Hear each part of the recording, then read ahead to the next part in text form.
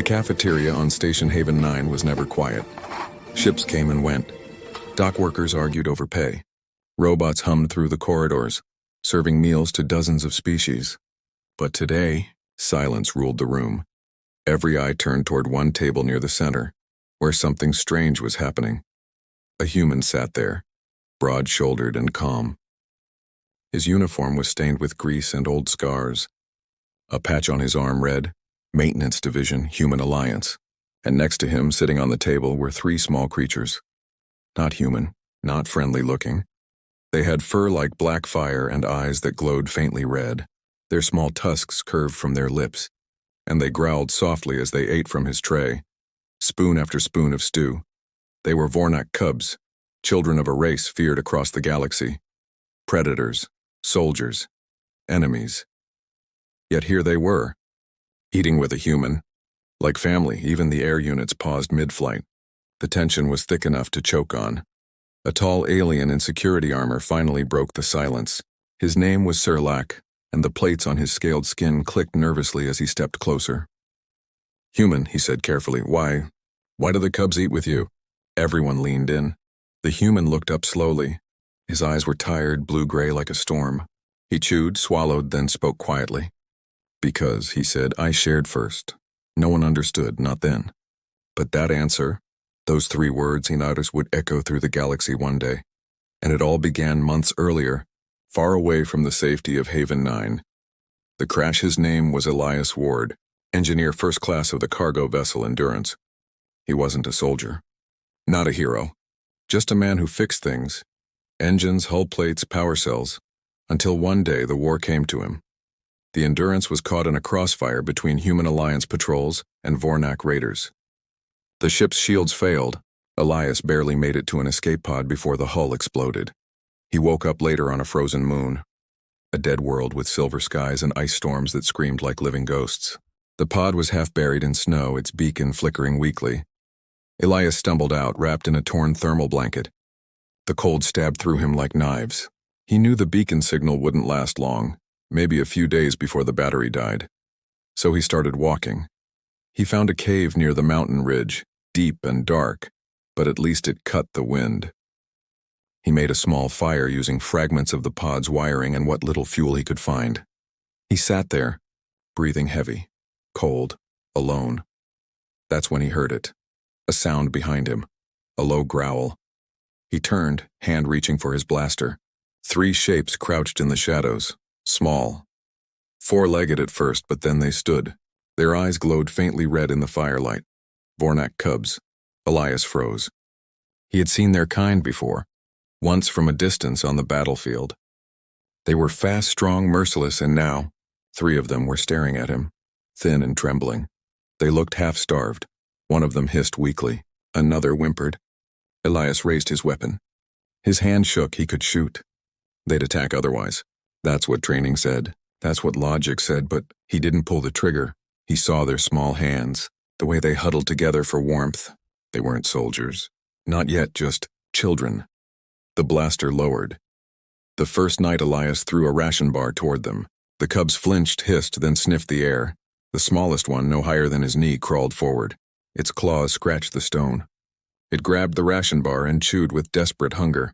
The others followed. Elias sat back, watching them eat. When they finished, they curled near the fire. The smallest one, in its fur a lighter gray, let out a small sound, almost like a sigh. Elias turned his gaze toward the fire. He didn't sleep much that night. In the morning, he woke to find one of them sitting beside him watching. When he moved, it didn't run. Instead, it pushed something toward him, a small metal piece glinting in the light, a broken communicator core. Elias blinked. You brought this? The cub tilted its head, and just like that, something changed. The fear faded. A strange understanding began. The days that followed days turned into a blur of survival. Elias fixed a heating coil using old wiring. The cubs brought things, scraps of tech, chunks of frozen meat, pieces of bone. They hunted small creatures in the snow and left pieces near him like offerings.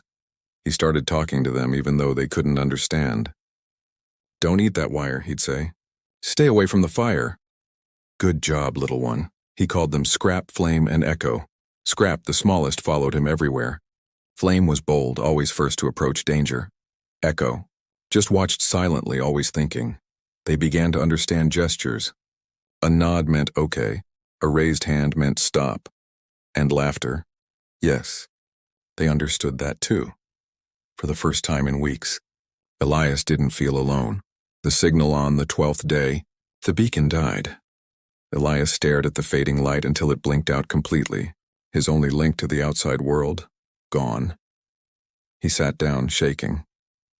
He was going to die here. He knew it, but then he felt something tug at his sleeve. Scrap. The cub looked up, holding something. A glowing shard of blue metal. A power cell. Elias blinked. Where did you get that? The cub pointed outside toward the storm. He followed. There, half buried in snow, was a wreck, a Vornak dropship. Crashed weeks ago. Inside were bodies, frozen soldiers, broken tech, shattered weapons, but also supplies. Elias scavenged everything he could. Batteries, tools, even a half-working transmitter. He dragged it all back to the cave with help from the cubs. They didn't just save him. They gave him hope. That night, as he reconnected the wires and heard the faint hum of life from the transmitter, he whispered, "Good job, Scrap." The cub chirped softly, and for the first time, Elias smiled, the shadows outside. The signal reached orbit, and someone heard it, but it wasn't humans. 2 nights later, the cubs growled. Their fur bristled. Elias turned off the firelight and peered outside. Shapes moved through the snow, tall, armored, Vornak soldiers. The cubs made soft noises, a mix of warning and fear. Elias's heart pounded. If the Vornak found him with their cubs, he'd be executed on sight. He could run, but the cubs wouldn't survive alone. He stayed. The choice at dawn, they found him. The Vornak commander, tall, monstrous, with armor carved from black metal, stepped into the cave. His eyes burned like embers. Behind him, soldiers aimed plasma rifles. The cubs hid behind Elias. "Human," the commander hissed. "Step aside. Those young belong to us," Elias's voice shook. "They would have died out there." "They are Vornak," the commander snapped. "Not yours to protect." Elias clenched his fists. He could feel the heat of the blasters aimed at his chest, but he didn't move. "They're alive," he said. "That's enough for me." The commander tilted his head, surprised by the human's defiance. "Why?" he asked coldly. Elias's answer was quiet. "Because I shared first." The Vornak stared at him for a long moment, then turned away. "Very well, human," he growled. "Keep them. Let's see if your mercy keeps you alive." Then he left. The cubs crawled back to Elias's side. He fell to his knees, shaking. But when he looked at their small faces and at Scrap, Flame, and Echo, he smiled. For once, he wasn't just a mechanic. He was something more. Return to Haven 9. The rescue came a week later, a Human Alliance patrol ship responding to the emergency beacon. They found Elias weak, frostbitten, and accompanied by 3 Vornak cubs who refused to leave his side. The officers tried to separate them. The cubs growled. One bit through a soldier's glove. In the end, the commander allowed them to stay together. "Just until we reach the station," he said. That was how they arrived at Haven 9, the first human and Vornak to walk together in peace. People whispered. Aliens stared. Security watched until that moment in the cafeteria, when Serlak finally asked the question everyone else was afraid to ask. "Why do the cubs eat with you?" And Elias, with that small smile of his, answered the only way that made sense. "Because I shared first." Closing narration, for YouTube delivery style. Sometimes a story doesn't start with a hero. Sometimes it starts with a hungry man and 3 frightened children. It starts with a choice, to share, not shoot. And that choice can echo through galaxies. The snowstorm outside howled like a living creature. Winds whipped across the frozen cliffs, carrying shards of ice sharp enough to cut skin. Inside the cave, Elias Ward sat near the dim blue glow of his small fire. He held a broken metal tool in one hand, trying to fix a portable heater. The same heater that had been keeping him and the 3 Vornak cubs alive. It was another night of silence and survival. The cubs, Scrap, Flame, and Echo huddled together under a thermal blanket, their fur shining faintly in the firelight. Scrap, the smallest, was snoring softly, Flame occasionally twitched in his sleep, dreaming of the hunt. Echo just stared at the fire with those deep crimson eyes that seemed older than his years. Elias smiled faintly. He had stopped thinking of them as aliens. They were just kids. Loud, curious, stubborn, and hungry all the time. He remembered the first day he shared his food. He hadn't realized it then, but that small act, breaking a ration bar and tossing it across the floor, had changed everything. That was the moment the line between human and alien blurred. Now, as the wind screamed beyond the cave walls, he realized something deeper. If he was going to live, they had to live together. A routine of survival every morning began the same way. Elias woke before the cubs, checked the heater, then scavenged the wrecked pod for anything usable. When he came back, Flame would usually be waiting by the cave mouth, puffing small clouds of warm breath into the icy air, pretending to be brave. Scrap followed him everywhere, dragging a piece of rope like a toy. And Echo, quiet and clever, watched everything he did. He taught them small things, simple hand signals, gestures for food, danger, stay, and they learned fast. Sometimes faster than he expected. He even found himself talking to them. "Don't bite that, Scrap. Good job, Flame. Echo, please stop staring at me like that. You're creeping me out," he would laugh, and sometimes the cubs made soft growling sounds that almost sounded like laughter too. For the first time since the crash, Elias didn't feel like a stranded survivor. He felt like a teacher, a guardian, maybe even a father. The storm and the Signal 3. Weeks after the crash, the storm grew worse. The sky turned black with electric clouds and thunder rolled like angry drums. Elias worked all night repairing the broken transmitter he'd salvaged from the Vornak wreck. The cubs watched him, their tails flicking with curiosity. When he finally reconnected the final wire, a weak ping echoed through the cave, the sound of the beacon coming to life. He stared at the flickering green light and smiled. "Finally," he whispered. "Someone might hear us. But hope on a dead world is a fragile thing." That night the cubs grew restless. Echo paced near the entrance. Flame growled low. Scrap whimpered and pressed against Elias's leg. Then Elias heard it too. A deep rumbling noise, mechanical, distant, getting closer. He rushed outside. Through the snowstorm, red lights flashed. Engines. A ship. Rescue, he gasped. But then he saw the emblem painted on the hull. A black claw wrapped around a burning sun. Vornak military, not rescue. Not for him. The encounter, the Vornak dropship, landed in the valley below. Elias could see the soldiers moving. Dark figures in heavy armor, rifles slung across their shoulders. Predators in every step. The cubs sniffed the air and whimpered. Elias crouched beside them. "Stay quiet. Don't move." They didn't understand all his words, but they understood fear. The soldiers began sweeping the area, scanning with thermal lenses. It wouldn't take long before they found the cave. Elias looked around. He had a blaster, half a charge left, a broken heater, and 3 children who trusted him. He knew he couldn't win a fight. But maybe he didn't have to. He thought fast, unplugged the power cell from the transmitter and stuffed it into his jacket. If he died, at least the signal might stay active a little longer. The cubs trembled. Flame hissed softly as if ready to attack. "No," Elias whispered. "Not today." Moments later, shadows filled the cave entrance. The commander, the Vornak soldiers, moved with precision. Their armor hissed with heat. At their center walked a tall figure, nearly 2 meters high, wearing a jagged mask of black steel. Commander Rhaegar. Elias froze. He'd heard the name before in war briefings. The Butcher of Decor. A legend among Vornak warriors. Rhaegar's burning red eyes scanned the cave.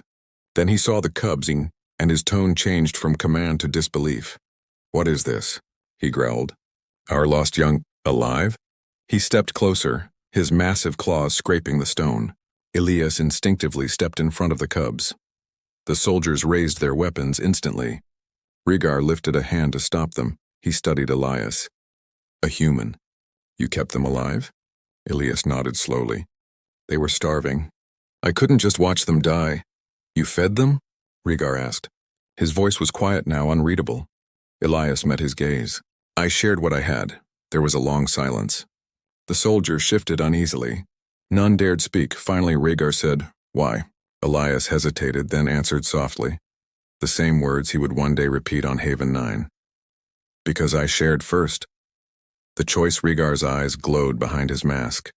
He stepped closer until Elias could feel the heat from the commander's armor. "You think kindness earns mercy?" Rhaegar said. "You think compassion will save you?" "No," Elias said. "But it saved them." The cubs pressed against his legs, trembling. Rhaegar looked at them, then back at the human. "You could have eaten them," Rhaegar said. "Used them as bait. Instead you built them a fire." Elias shrugged weakly. "Didn't seem right." Rhaegar's gaze softened, barely. Then without warning he turned to his soldiers. "Stand down," he ordered. They lowered their weapons instantly. He looked back at Elias. "You may keep them, human. If you live long enough to leave this place, remember what you did today." Elias blinked in disbelief. "Why are you letting me go?" Rhaegar's voice rumbled like thunder. "Because even monsters honor a debt."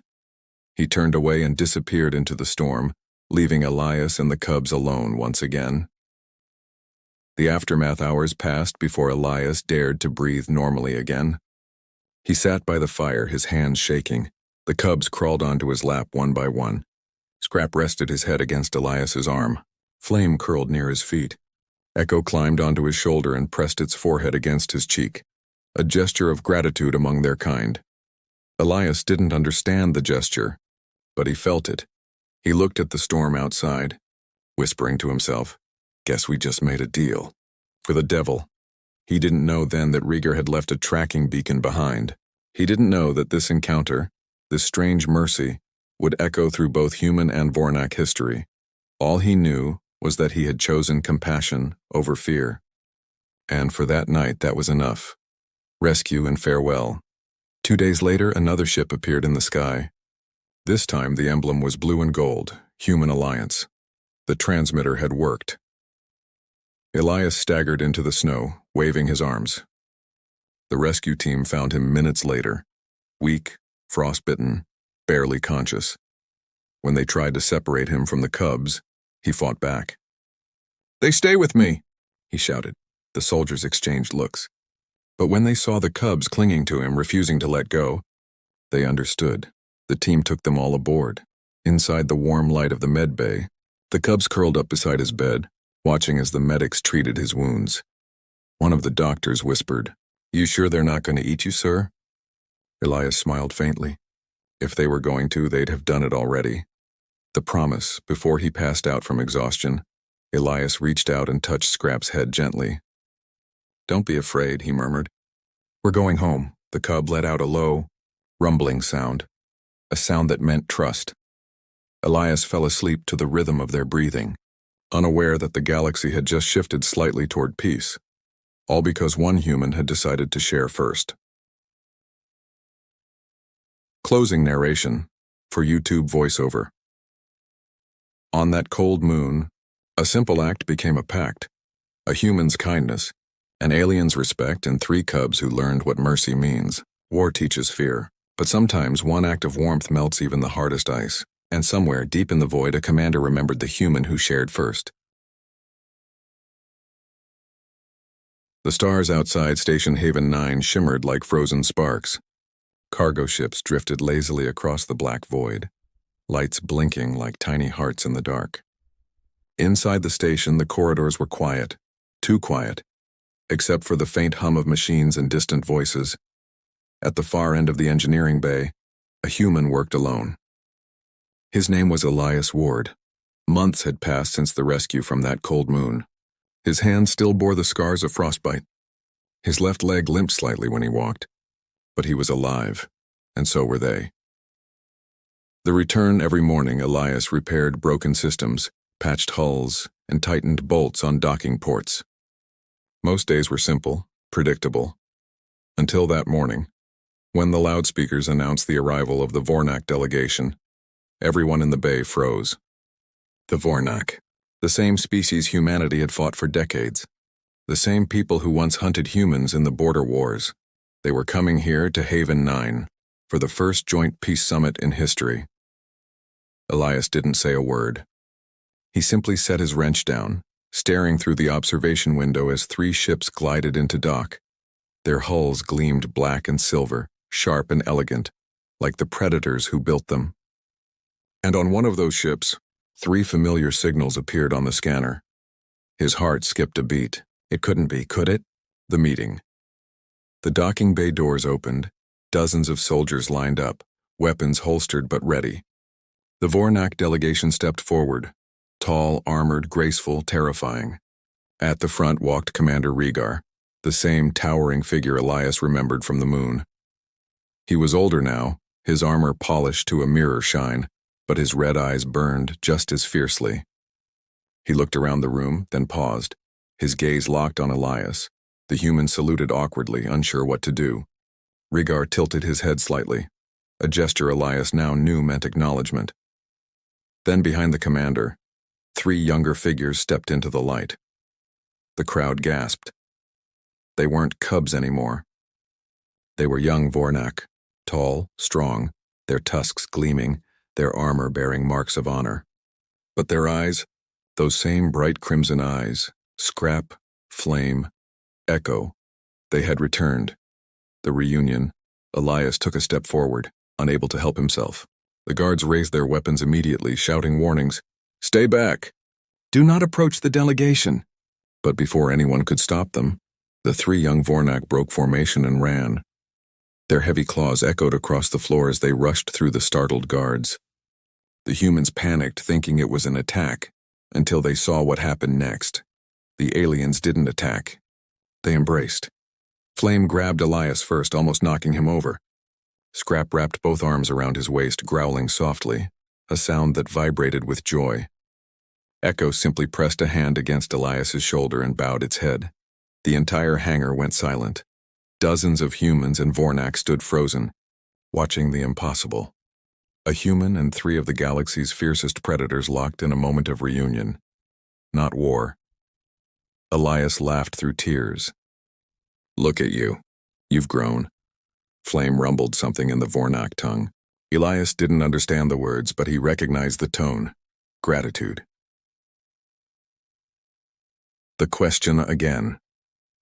When the news spread through the station, no one believed it. Reporters arrived. Diplomats whispered. Scientists recorded the meeting as a living symbol of peace. Later, at the central cafeteria, the same one from the beginning, the guards and crew gathered to watch the impossible happen again. Elias sat at his old table. Beside him sat the 3 young Vornak, eating calmly, sharing food from his tray, just like before. Their massive claws handled the utensils awkwardly, but they tried. Scrap hissed when the spoon bent in half. Flame chuckled. Echo quietly fixed it. And once again Serlak, the security officer with the scaled skin, walked over. He looked from Elias to the towering Vornak sitting beside him. "Human," he said slowly, voice trembling. "Why do they eat with you?" Elias smiled, that same calm, tired smile. "Because I shared first." But this time, everyone in the cafeteria understood. This time, silence turned into applause. The peace summit that night, the great hall filled with both humans and Vornak leaders. The air shimmered with tension, but also with something new. Possibility. Commander Rhaegar stood beside the human ambassador. His voice was deep, steady. "Long ago," he began, "we believed strength meant taking. We believed mercy was weakness. But a single human on a frozen moon taught us otherwise." He gestured toward Elias. All he had, he shared. Food, warmth, and trust. And in doing so, he gave our young something greater than survival. He gave them understanding. The room was silent. Then Rhaegar did something that no one had ever seen before. He removed his black steel mask and bowed slightly toward Elias. It was not just respect. It was apology. It was friendship. The speech, the ambassador turned to Elias. "Mr. Ward," she said softly, "the floor is yours." Elias stepped forward slowly, heart pounding. He wasn't a soldier or a politician. He was a mechanic, a man who once fixed machines, not peace treaties. But he looked out across the hall, at humans and Vornak standing side by side, and he knew what to say. "When I crashed on that moon," he began, "I thought the war had already decided what we all were. Humans. Vornak. Enemies. But I met 3 cubs who didn't know hate yet. They were cold, scared, and hungry, same as me. So I shared my food. That's it. That's all I did. He paused. And maybe that's all it takes. One small act that says, I see you not as a monster, but as someone who hurts too. Maybe that's how peace starts. Not with orders or treaties, but with kindness that costs nothing. He looked at the cubs and the young warriors and smiled. I didn't save them. We saved each other. The hall erupted in quiet applause. Even Rhaegar's eyes shimmered faintly, though no one dared mention it. After the summit, peace didn't happen overnight. It never does. But Haven 9 became a symbol of hope. Vornak engineers worked alongside humans to rebuild border stations. Trade routes opened, and the 3 young warriors who once huddled in a frozen cave became ambassadors of a new era. They stayed near Elias, visiting often, calling him Korshar, a Vornak word meaning the one who shared first.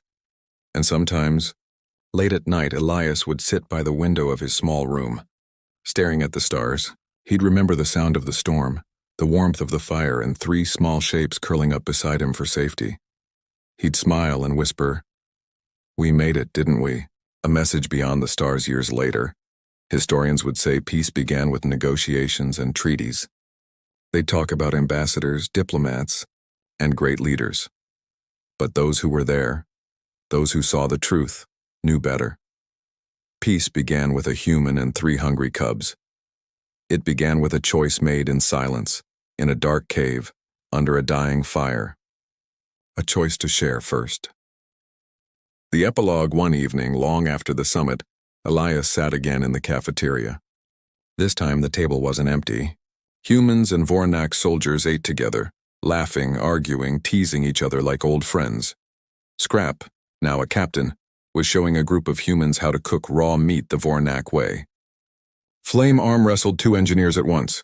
Echo sat beside Elias, quietly drawing schematics on a datapad. Serlak walked by, smiling. Seems they've made themselves at home. Elias nodded. Yeah, I guess they did. Then Serlak asked again softly, not out of confusion this time, but out of respect. Still the same reason? Elias looked around the room, at the laughter, the warmth, the shared plates, and answered with a grin. Always the same reason? Because I shared first. Closing narration for YouTube voiceover. A war ended not with fire, but with food shared between strangers. A human's kindness melted the frost of fear, and 3 cubs carried that warmth into the stars. Sometimes greatness doesn't roar. Sometimes it whispers across species, across time, reminding us that the smallest kindness can echo louder than any weapon. Because humanity's true power has always been the will to share first.